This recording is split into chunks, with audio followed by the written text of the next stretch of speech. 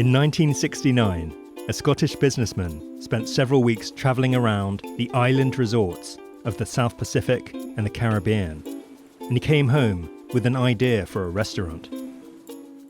He called it The Touch of Tahiti and billed it as Glasgow's only Polynesian restaurant. By all accounts, it was unlike anything the city had ever seen. There was floor-to-ceiling bamboo, dishes such as chicken in banana and sherry sauce, and a talking parrot that greeted diners upon arrival. And in case that wasn't enticing enough, the restaurant ran an ad in the local newspaper highlighting, and I quote, "the presence of Tahitian-clad girls who will be pleased to wait on you." Well, I think we can all agree that the last bit hasn't aged too well, but nor has the touch of Tahiti. Indeed, Glasgow's first Polynesian restaurant is long gone now, along with its talking parrot and dubiously clad waitstaff. Who knows what caused its closure, but as the American celebrity chef Bobby Flay once said, everybody at some point in time has thought to themselves, I have a really great idea for a restaurant. The subtext being that not all of them are necessarily good ones. I'm James Clasper, this is The Recipe, and in this episode, we're going to be talking about restaurant concepts. Because if there is a recipe for culinary success, then surely it begins with having a good idea. For some, that might mean spotting a gap in the market. For others, it could be about doing things differently. And for others still, it might be about completely ignoring what everyone else is doing. So in this episode, we're going to hear the origin story of 3 distinct restaurants. We'll find out what inspired them, what makes them different, and what's on the menu and why. Coming up, we'll hear about a novel approach to standing out in a saturated market, and we'll resume our conversation with the Michelin-starred chef Jonathan Tam and talk about the sources of inspiration for his new restaurant. But first, we're heading to Cadence, an all-day eatery in the Carlsberg district of Copenhagen. Like its sister restaurant, the 1612, Cadence is the brainchild of Howell-Morgan, a restaurateur from Wales, and André Rossi, a management consultant from Australia. To understand why André traded KPIs for KPs, I met him for coffee at Cadence recently and began by asking him quite how he ended up opening a brunch restaurant in Copenhagen. My journey started on the weekends in the northern suburbs of Melbourne. We would go to a place called the Gypsy Hideout in Northcote, and that was what I would consider the first kind of hipster cafe in Melbourne. And they used to have like this extreme focus on coffee, and they used some locally roasted coffee. They had some chefs there that had a bit of a, I would call it, Middle Eastern twist on the dishes, and they did kind of classic brunch dishes, but yeah, with that Middle Eastern flavor to them, and it was just different. And I think that it really kind of caught on with the counterculture there, and a lot of young people started to kind of go there, and then it turned into this thing where you just kind of every weekend you would go to a different place and just see what their take on brunch was. We were totally into that, and it was I love just sitting around having a chat with the mates and having a cup of coffee, and brunch is obviously a big part of that. Coming to Denmark and seeing that things are different in the brunch scene and having this kind of gap in the social part of our lives, it was kind of an obvious thing for me that there's this thing that I used to do and love, and I can't do that here in the same way, and maybe there's something there. But really when things started to kick off was when I went to Danish school. Just soon after we came here, I met a couple of guys there who were musicians, and I'm also a musician, played the drums, and became good mates. And one of the guys was Rezzy. He's a fantastic singer, but also has owned cafes over in Cardiff in Wales. So we'd always kind of joked about, starting a place, and how cool would it be? And I've got a great idea. It can be different. And I know how to run the place. And it was kind of joking to begin with. But then at some point, we kind of realized that we could actually do this. We looked just for fun for some spots and found a really nice salad bar. And the price was right, and everything kind of aligned for us, and we thought, what, let's give it a go. If it doesn't work, it's fine. We've tried it, and we got to work building the 1612 and tearing that salad bar apart, moving the kitchen, plumbing, wiring, everything, and turning it into a cafe. To begin with, it was obviously a slow start the first few weeks. But then Politiken came by and gave us a nice review, and it took off from there. And that's when we started really kind of realizing that, hey, this concept actually has some legs. And the idea is really not rocket science. It's just that, in my experience, brunch is something that is really centered around the social aspect of daytime dining. So you go out on the weekends to have a coffee with your friends, and there's food there, of course. It's not the main event, but it's part of the whole experience. And Danish brunch has had a format for a while, with the scrambled eggs and the fruit and the bread and whatever else all on the same plate. And then that's kind of evolved into what it is today, which is, essentially the same kind of ingredients, but, you can tick a box and choose what you want. So it's kind of a choose your own adventure, which is great, and it works for a lot of people. But in our minds, it's lacking this kind of, if you look at what's happened to restaurants in the last 10 years, there's been a lot of innovation about what a restaurant can be. 10 to 15 years, with Noma and Geranium and Alchemist and all these guys just really pushing the envelope in like what that experience can look like. At the same time, coffee roasteries have had their own little revolution here in Copenhagen, with especially Coffee Collective and Prologue, and there's a number of other smaller roasteries around. This third wave coffee scene has really, taken off here. But for us, like, the same thing hadn't really happened in brunch. And what we try to do is take the best parts of both of those and infuse them into what we do, which is brunch. So it is an experience focus. It is chef-made and designed dishes that play into that experience. It is, third wave coffee, extremely high quality of coffee, and a high focus on craft in making the coffee, and doing that in a space that is different and inviting and inspiring and casual at the same time. So all these factors need to play into it. It's a different take on the same thing that really kind of tries to push it in a different direction. You also describe yourself as a health-forward restaurant. Can you describe what that means, a modern health-forward restaurant? So the health-forward thing comes in especially and specifically with fermentation in mind. When we were going through the journey of developing the 1612, we met a number of people that really inspired us about the possibilities with fermentation. And coincidentally, at the same time, both Reese and I had people in our lives that were struggling with gut health, and we found that fermentation was really something that helped that consistently. So we thought, okay, we have to figure out a way to get this into what we're doing, because it unlocks so much for us. Fermentation is kind of a key to unlocking nutrition, to unlocking flavor, to transforming ingredients into something that they aren't by just cooking them, So it's raw, it's live, it's unpasteurized, it's good gut health. There's great stuff in there, and we try to incorporate that into every dish. So the health forward part is really about kind of the integration of the fermented elements with more traditional brunch dishes, but we try to kind of innovate the whole dish, or at least do something a little bit different with it. So we make basically everything ourselves. I'd be hard pressed to name something that we don't make in-house.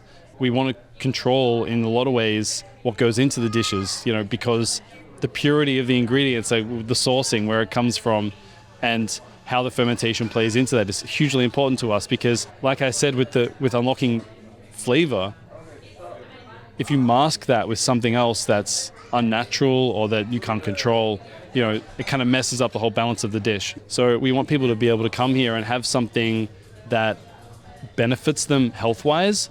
But we're all human. If we go out on a Saturday night and we're feeling a bit rotten on a Sunday, and you want to come and just have a dirty French toast or an Eggs Benedict, you can have that too. And it's bloody delicious, but it's not the most unhealthy version of that you could have. There's still probiotics in there with the coconut yogurt. The hollandaise in the Benedict has miso and apple cider vinegar that we also make here. So there's always ways to add flavor and enhance dishes that are typically not considered healthy options in a way that actually improves the flavor and improves the benefit to you, aside from just being delicious. There are also some dishes on the menu that are familiar to people, but you seem to put your twist on it. So smashed avo being a good example of that. I mean, the smashed avocado is pretty much a staple in Melbourne. Every place has a version of the smashed avocado.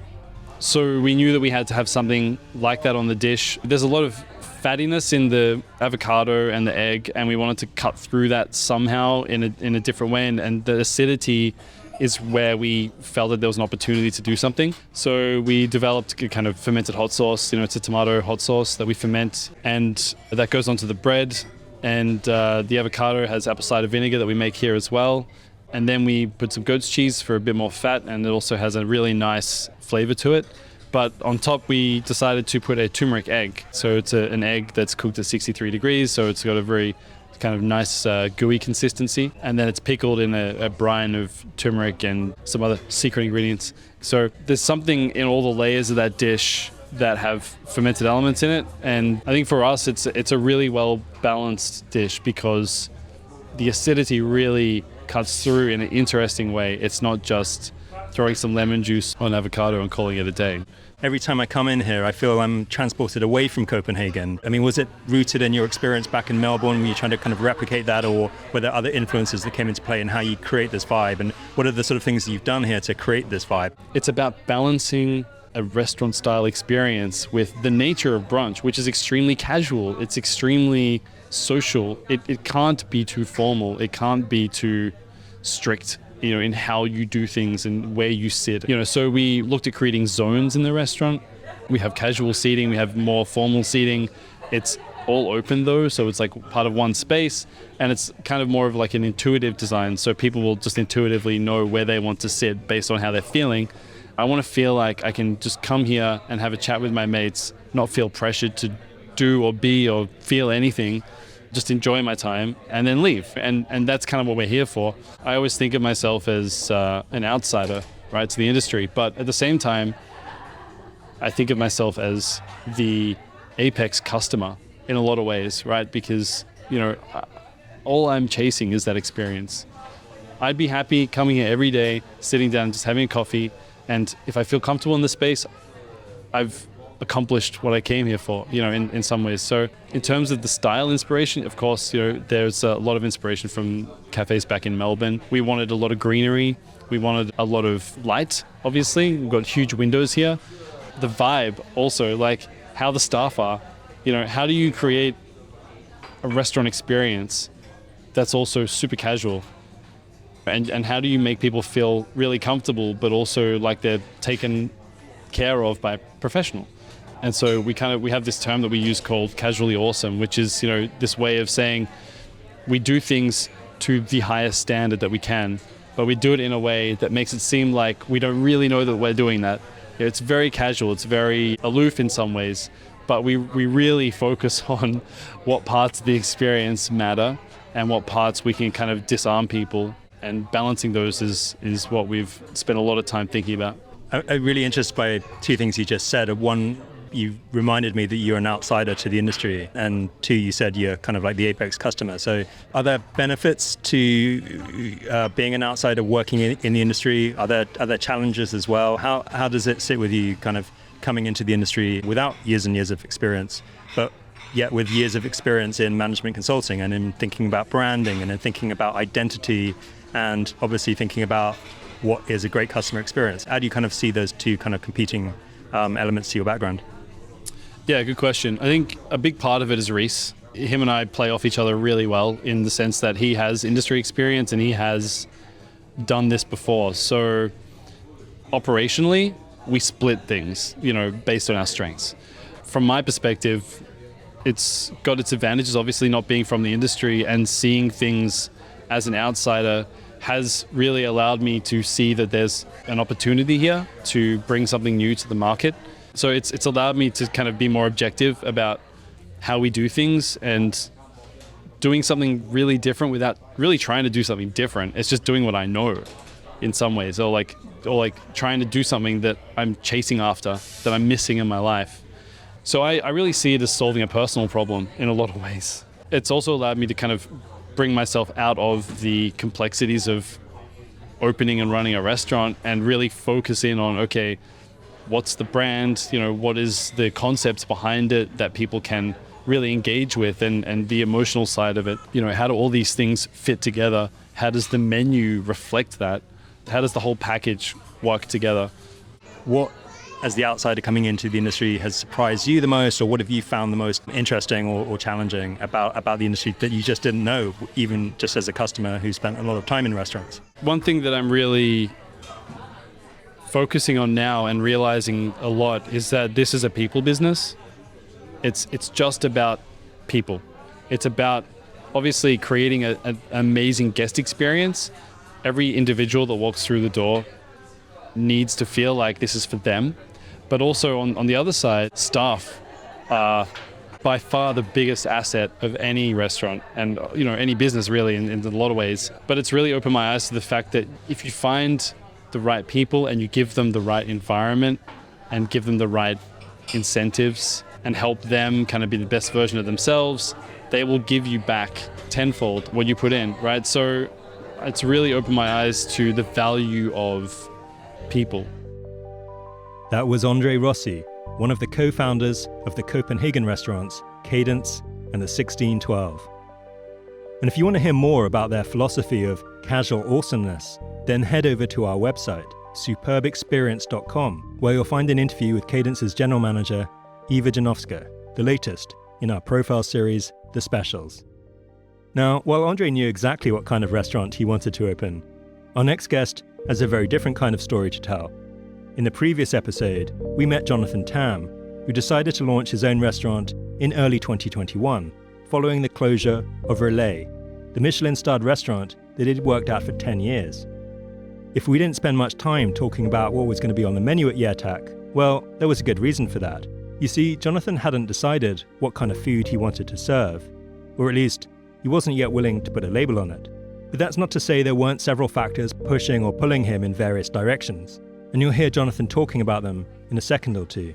But when I met him last month in a cafe in Copenhagen, I began by asking him whether his thinking about the kind of food he wanted to serve at Yertak had changed over time. Oh, definitely. It's completely changed because we're doing this project by ourselves. So that is also something we talked about going in, thinking of the operation. You also have to think about what is your capital, what is actually manageable for us. So, we found a really small space. At first, the idea was to just keep it as it pretty much was, One of my favorite places is P. Franco in London. It's this great wine bar, and they always have these rotating chefs. He or she just has 2 induction burners, the chef that ends up getting to cook, and then they're just making great food, and the place is always packed.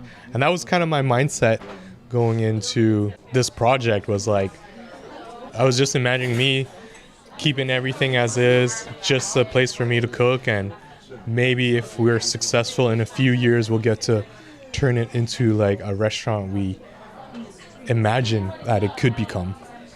Now we've been building for 8 months. That's just to let people know how much has evolved. It's crazy to look back what we were thinking when we first stepped in. To what extent can you describe what the new restaurant will be like? It's used to be a small cocktail bar, and we decided to turn it into a restaurant. And, it doesn't have a walk-in fridge. I won't be able to fit 10 chefs in there. We're only going to be around 26 seats. Some chefs, they see that as negative things. But, I've learned that having limits is what kind of sparks creativity. It makes you think of ways to be efficient. It makes you think of how to get the most of something. I want it to be a place that is really fun for the guests, but also for me to cook, because I love to be creative. I love to kind of develop new ideas. But I also just like to, when my chef's friends come, and just cook something that, is really just tasty and simple. We're trying to have it that gives us space to kind of do a more creative menu. And then there's another part of it where it's going to be more simple, casual food, but we're having it be within one space and within one team.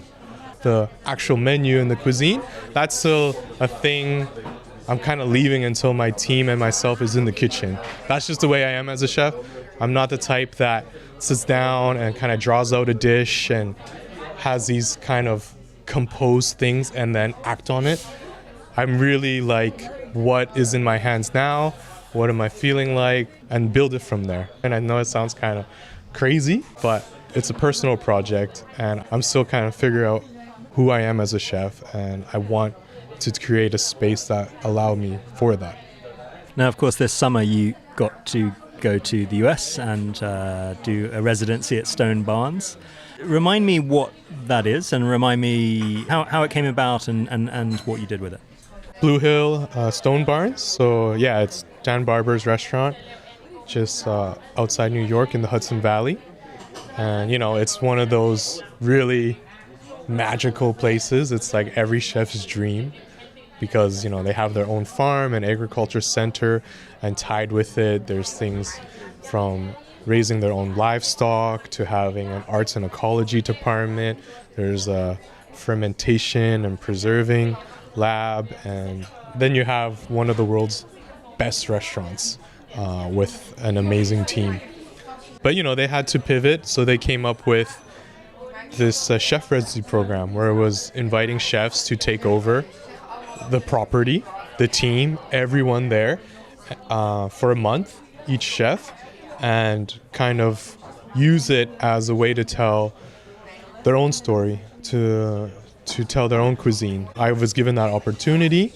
Dan was asking, who are some chefs that he thought would utilize this opportunity or was up for the challenge, and Christian mentioned me, and so that's how I got the opportunity.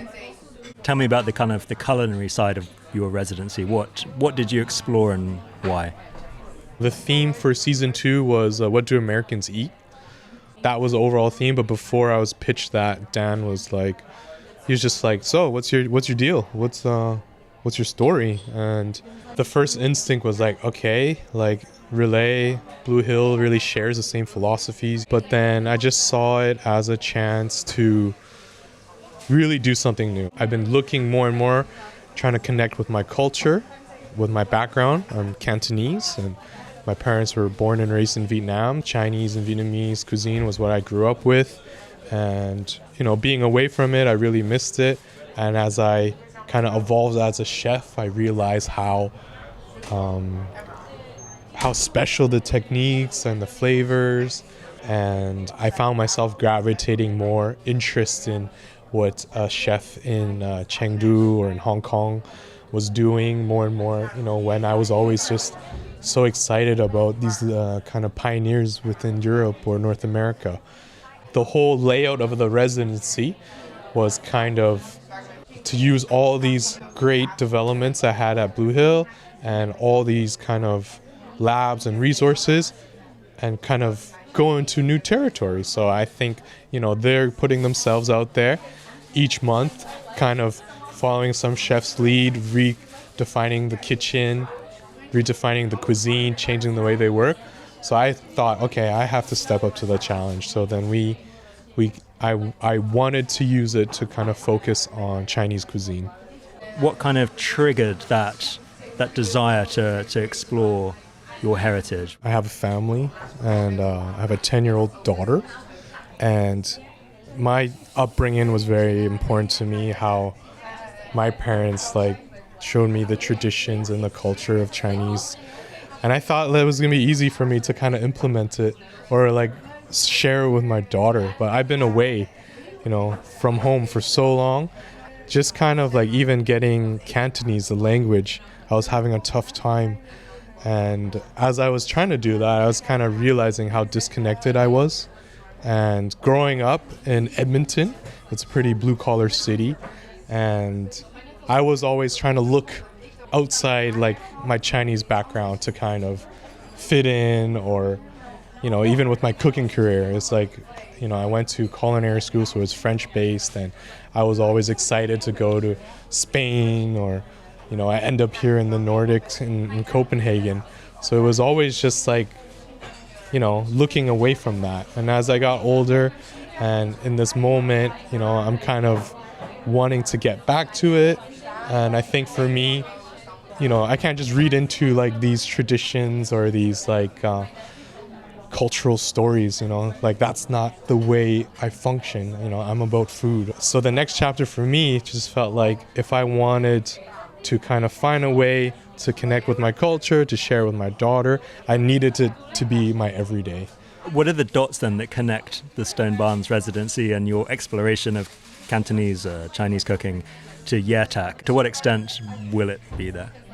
There's been so many things that, we went into the residency because I didn't cook any dish or anything that I kind of did before.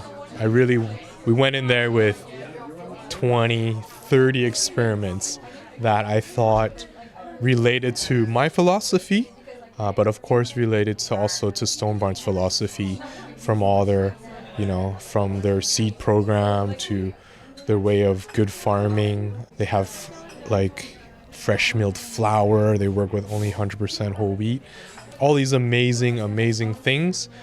And is also things that we strive for here in Copenhagen and what I would like to do at Yertak. So I think when you hear Chinese cuisine, it was a thing that's so far away that, people probably expected us to kind of just pull in all these, ingredients from abroad because that's what it's built on. But we saw it as a chance. We wanted to do it that related with the property, with the region. So we kind of like reverse engineered the cuisine. We wanted to kind of have everything come from the area, something like soy sauce instead of even like high-end chefs in Asia. They rely on these industrial manufactured soy sauces. They're great. Some of them have been produced for hundreds of years. But, for us to do something that kind of reflected time and place, we had to use what was developed there, so like hoisin or sweet flour sauce, all these kind of things. We kind of tasted it and we found creative ways to make our own version. So, if you had a dish with fish fragrance sauce, it's a really classic sauce in Szechuan cooking, and you kind of had the classic recipe compared to what we used for our dish during the residency, it tasted familiar, and people from that area, that was born and raised in China, it brought back these nostalgic flavors and connected it with what they grew up with, but it was made completely different. So, we really did regional Chinese cooking, and I almost don't want to say it's Chinese cooking, because I really respect the cuisine, and I'm not kind of experiencing it enough to kind of say I know it.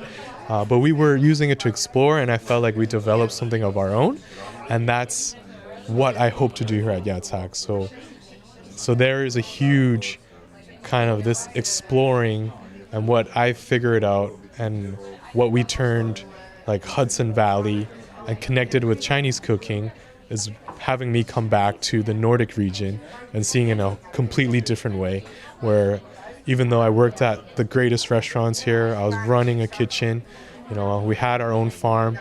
I thought I had it all figured out. I thought, of course I could push it a little further, but I'm coming back really excited and seeing the ingredients in a new light and seeing many more possibilities with it. And that's what we're going to explore at Yertak.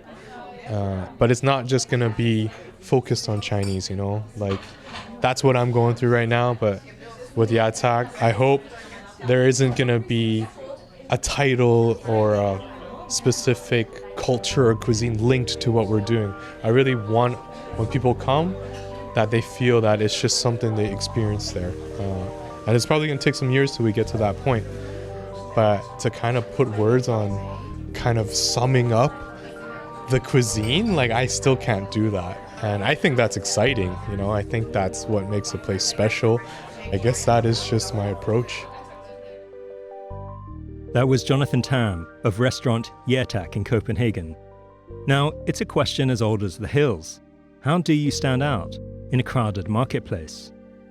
And answering it is especially important for restaurants, not least those offering fast casual cuisine like pizza or burgers, which is what makes Copenhagen's Pico Pizza so intriguing.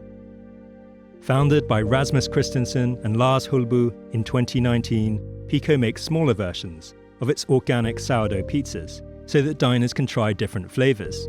I stopped by Pico recently and began by asking Rasmus to explain the concept further. Pico is basically a new pizza place in Copenhagen that does pizza in a different way. We didn't want to make a product that was just like a nice concept and hope we could sell it. For us, it was about creating a different experience. So instead of having one big pizza, we aim towards a different experience within the food industry where you can try different flavors, high quality pizzas without breaking your wallet as well. It's no secret that we got inspired from sliders, and that was an interesting concept. A different way of dining, going out and sharing is caring. Having a good time with your friends is not about this is mine and this is yours.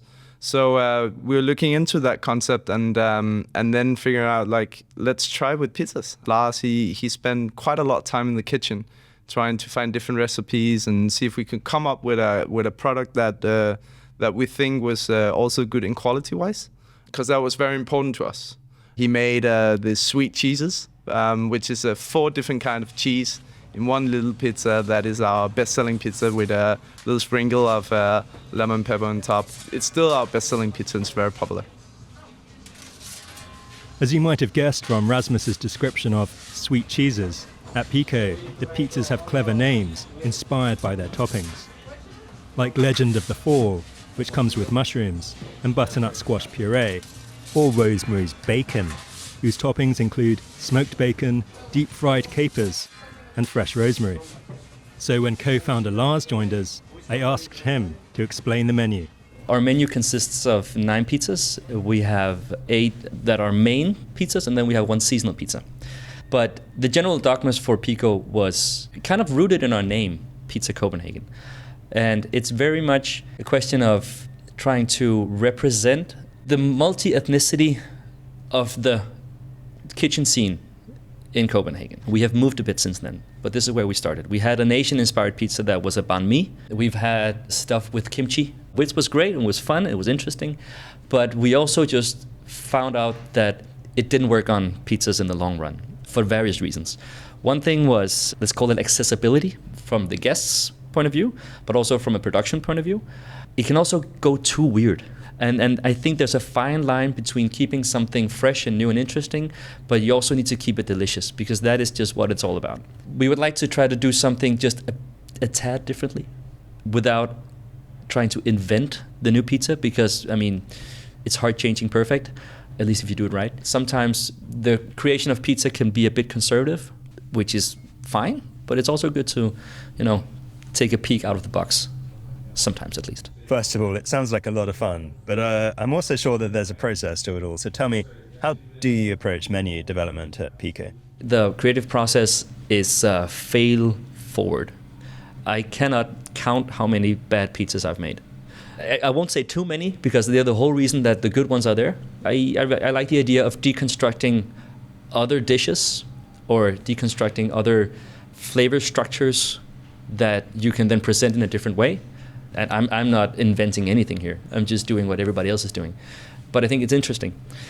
And it's also interesting in a pizza context, because you only have that much, preparation of the food, of the produce. I mean, we have 1 oven. That's it. Of course, we can do a bit before. We can also prepare something and then put it on afterwards. But it's a very, very limited creative space you have to work with compared to a regular kitchen where you can, you can braise and cook and you can fry and all that stuff. We can bake. So in order to do that in a good way, it really gives you a need to think in textures, in flavors, in how the different things can complement each other. And as with any other dish that works well, it's about balance. I think one of the things that I find quite good about our setup by doing 3 small different pizzas, the thing that they're small gives us the opportunity to push things a bit more. If you did our sweet cheeses pizza and the full-size pizza and you ate it all, it would be cardiac arrest in a minute, simply because it is so rich. We're talking 4 different cheeses, brown butter, and lemon pepper. It's a bathtub of goodness, but if you took a full pizza in, your veins would stop working. It would just clog right away. We can have stuff, or we can at least try to push the flavor profile a bit more than we would by doing one big pizza, because it can quickly become too much. Remind me what your culinary experience is. I have no training as a chef, none at all. I think as a lot of other people, just like food. It's a fantastic medium. It's like the modern workshop. Depending on which way you go, you can quite easily go from thought to practice. So it's quick to get a result. I like that part by working with food in general. But had you asked me 4 years ago that I would be making pizzas for a living today, no, wouldn't have seen it coming. But then this came, and it's interesting. What were you doing? Websites, which is quite far from pizzas, some would say. They needed some extra help, and then they asked me if I wanted to be part of it. And then I figured, sure. The dream of having a restaurant is at least something that people want to try. It's hard work. Nothing comes easy. But it was an opportunity. I'm gonna sound like a cliche, but rather trying it and failing it than sitting in 30, 40 years thinking, what if? Really just taking a chance. I mean, we were 6 people. Nobody had ever made a pizza before. The odds of this going south was, all over. So that we're actually here today is quite a miracle in some ways. So tell me then, with no training per se, where do you get your ideas and inspiration from? Research, letting myself become inspired by, this is such a cliche, but the world around you. Anything from colors to produce to other restaurants, smells, sounds, all that stuff. And also often what people say about stuff. Because if you can translate that into some sort of expression of food, it just makes it interesting. But it's also, of course, a question of deliberately challenging something. The creative process is also about challenging it on purpose, knowing that you will most likely fail, mostly. But then, those times it actually works out, Bob's your uncle. And I think the most important thing is to try it out as quickly as possible, because normally you never hit it in the first one. So you need to know that it takes some time, and you need to know that there will be a process of failing. Okay, so who makes the call about what works and what doesn't, and what should go on the menu? It's mostly myself, because I take things away very quickly because I can see whether it works or not. And then at some point I know, okay, this might work. This can have something to it. This might be good. And when I reach that point, it makes sense to take people further into the process. Whoever's in the house, it's good to have an input, because sometimes you also just work too much with the same things to actually be able to differ it, or to actually get a hold of it, and then just need to go away from it, like eat something else, a piece of rye, something that has nothing to do with the taste range of pizza, in order to go back to it and see, okay, where was I? And what was the point of this? And I think that's, at least creatively, that's one of the main things. And then it's also great to have a deadline, because then at some point you just need to make a decision. I mean, there's no such thing as perfect. I believe in very, very good, but perfect, nah. Pizza isn't a perfect product, not to me. I mean, you don't do pizza with tweezers and that kind of gourmet setup. It's probably one of maybe 3 perfect comfort foods that can have just an amazing taste. But in my opinion, eating pizza with a knife and fork should be criminal. So it's stuff you do with your hands. Here's another hot button issue to end with. Where do you stand on pineapple on pizza? Well, we have a Hawaii pizza. I like it because we use fresh pineapple that is ripe, that is as it should be. When I was a kid growing up, we of course had pineapple pizza with canned or tinned pineapple. Never go there. Don't go there. But to try to actually prove that you can do a pineapple pizza that works, we're doing one with tomato, fior di latte, our ham, prosciutto cotto, ripe, fresh pineapple, and then we do dry and fresh oregano. I think it works. I mean, of course, I think what canned pineapple lacks is the flavor spectrum of a proper pineapple. It's like super compressed, so you don't really have any sweetness or any acidity or any of anything. But if you do it properly, you actually get this kind of, it is sweet, it's fruit, but it's I think it's good. That whole policing on pineapple, it's like, okay, come on, If you like it, you like it. If you don't, then don't eat it. It's very simple. That was Lars Hulbu of Pico Pizza, with your regular reminder that if you want to put canned pineapple on your pizza, knock yourself out. And speaking of canned pineapple, I did some digging into the demise of the Touch of Tahiti and discovered this tidbit on a website called Urban Glasgow. A few years ago, someone wrote on the site that the restaurant had been staffed by, and again I quote, young ladies in grass skirts and skimpy tops, serving cocktails in coconut shells and food topped with tinned pineapple rings. The writer noted that the Touch of Tahiti, quote, didn't last long, as I think the tin opener broke. As much as I'd like to think that that solves the mystery of what happened to the Touch of Tahiti, I'm going to assume it's a cruel joke, and that something else led to the untimely demise of Glasgow's only Polynesian restaurant. Was it a culinary concept way ahead of its time? A good idea, poorly executed? Or just a bad idea from the get-go? Truth be told, it was probably something much simpler, like bad service, bad publicity, or a bad location. And it's the last of these three probable causes that we'll be talking about in the next episode of The Recipe. We'll hear from Matt Orlando about the pros and cons of his restaurant's location. We came out here 8 years ago, and we were the only ones out here. Taxis wouldn't come out here. There'd be dudes smoking weed right in front of the front window and not really caring that there was 60 people inside having dinner. And we'll find out why it's taken former Noma chef Torsten Villegaard more than 2 years to find the right spot for the restaurant he wants to open. I have activated every single broker in Copenhagen. I don't know if I'm doing something wrong, or if you could see my face, it would be like, I don't know what to do. But all that's to come, of course, on the next episode of The Recipe. This episode was written, produced, and hosted by me, James Clasper, for Superb. You can find the show notes, including a full transcript, on our website, superbexperience.com. If you enjoy listening to this podcast, then help us spread the word by sharing it with your friends, family, colleagues, and comrades. Thank you so much for joining me, and from all of us at Superb, I'd like to wish you a very happy holidays.